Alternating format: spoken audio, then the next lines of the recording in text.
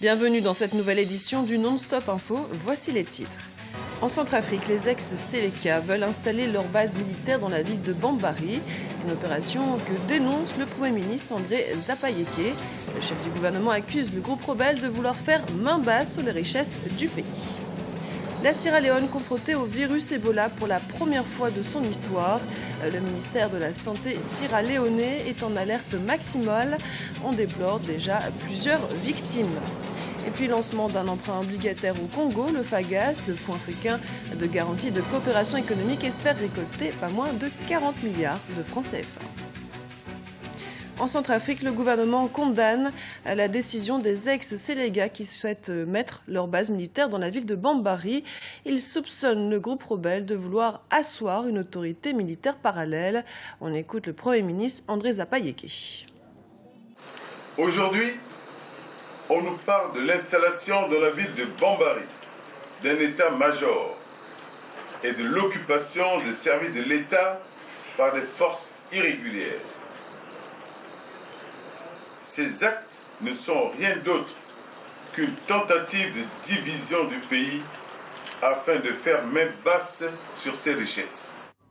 Le Kenya, frappé par des vagues d'attentats, renforce les mesures de contrôle et de sécurisation dans les grandes villes du pays. Les régions situées à la frontière avec la Somalie sont particulièrement touchées par les attaques. C'est le cas de Mandera, à l'extrême nord-est, de Wajir, dans le nord-est, et de la région Garissa. Aminata Djek. Nairobi en état d'alerte. Prendre le bus dans la capitale kenyane n'est plus une chose aisée. Tous les passagers sont soumis à des fouilles avant de monter à bord du véhicule. Ces mesures de sécurité se sont intensifiées après les attentats qui ont touché les transports publics. C'est difficile parce qu'il y a des gens qui portent des sacs qui ne veulent pas ouvrir parce qu'ils sont timides. Vous devez donc les forcer à les ouvrir même s'ils ne sont pas contents. Les femmes, quant à elles, ont toujours peur d'ouvrir leur sac à main.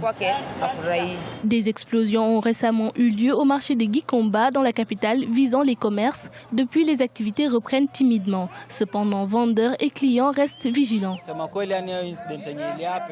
Pour dire la vérité, l'incident qui s'est produit réduit nos clients. D'habitude, il y avait plus de gens. Maintenant, ils ne sont plus nombreux car tout peut arriver. Nous n'achetons plus comme avant. Nous n'avons plus confiance. Nous sommes anxieux en faisant nos achats et nous finissons par prendre des choses dont nous n'avons pas besoin. L'insécurité grandissante pourrait également affecter l'économie du pays, même si certains spécialistes restent confiants quant aux perspectives de ralentissement de l'investissement. Nous avons constaté, malgré la dégradation de la situation sécuritaire, non seulement au Kenya, mais aussi dans d'autres pays d'Afrique, que les investissements directs étrangers continuent d'affluer. Tout dépend maintenant de la façon dont le problème sera traité à l'avenir. Nous espérons que les activités des entreprises reviennent à la normale et que le gouvernement prenne des mesures adéquates pour assurer la sécurité des investisseurs. Depuis l'attaque du centre commercial de Westgate en septembre 2013, revendiquée par le groupe islamiste Al-Shabaab, le Kenya est touché par une vague d'attentats meurtriers. Les derniers perpétrés à Nairobi et à Mombasa ont été attribués aux djihadistes somaliens qui n'ont toujours pas revendiqué leurs responsabilités. En Afrique du Sud, il n'y a pas que le secteur du platine qui est en conflit ouvert avec le patronat. Le secteur de la métallurgie menace lui aussi de se mettre aux arrêts. Le syndicat NUMSA réclame une augmentation des salaires à hauteur de 15%. À défaut, c'est quelques 200 000 ouvriers qui pourraient se mettre en grève. Une situation qui paralyserait la production automobile qui constitue l'un des principaux piliers de l'industrie sud-africaine. Après la Guinée et le Libéria, c'est au tour de la Sierra Leone, un autre pays d'Afrique de l'Ouest, d'être touché par l'épidémie de fièvre Ebola. Ces contaminations pourraient s'expliquer par la géographie. L'est de la Sierra Leone est frontalier au sud de la Guinée. Fanny Mounichi. Le premier cas de fièvre Ebola a été détecté le 26 mai dernier en Sierra Leone. Depuis, le pays a renforcé la surveillance au niveau de sa frontière avec la Guinée, où le virus a déjà fait près de 200 victimes. Plusieurs mesures d'urgence ont été prises pour limiter la propagation, notamment concernant l'alimentation.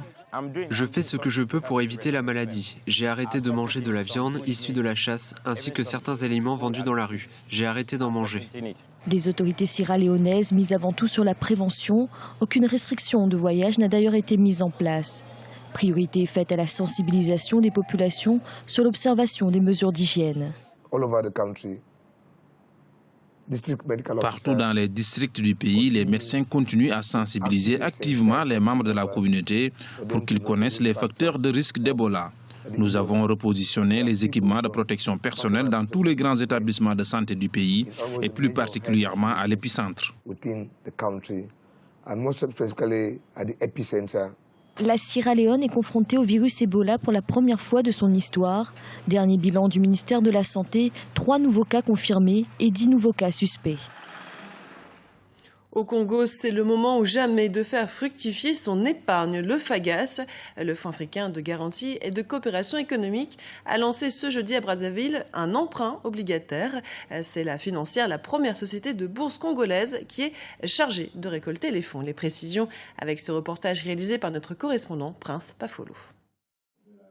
40 milliards de francs CFA, c'est le montant que le FAGAS, Fonds africain de garantie et de coopération économique, souhaite récolter au Congo sur une période d'1 mois. Il a lancé ce jeudi à Brazzaville un emprunt obligataire par appel public à l'épargne. La durée de cet emprunt est de 5 ans, avec un taux d'intérêt net par an de 5,25%. L'objectif de cette opération est d'accompagner le développement de la sous-région. Pour ce faire, le montant récolté devra uniquement servir à financer des projets présentés par des opérateurs économiques de l'Afrique centrale. Le lancement de l'emprunt obligataire offre l'opportunité aux investisseurs congolais de fructifier leur épargne et de contribuer au développement du Congo en participant au financement des projets des secteurs privés et publics. Créé le 10 février 1977 à Kigali au Rwanda, le Fonds africain de garantie et de coopération économique est une institution financière internationale spécialisée dans la promotion des investissements publics et privés.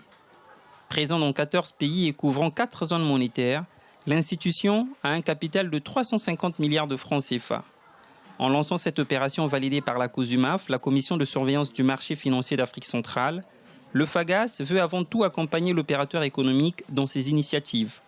Quand je m'adresse aux banques, j'ai 2 problèmes. Le premier, c'est que les banques hésitent à prendre des risques. Donc, ils ont du mal à financer des projets innovants ou des PME. La deuxième chose, c'est le coût du financement.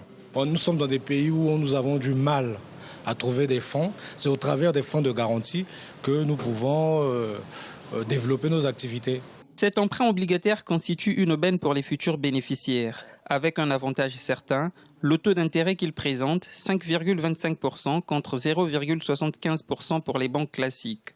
La période de souscription va du 5 juin au 15 juillet prochain.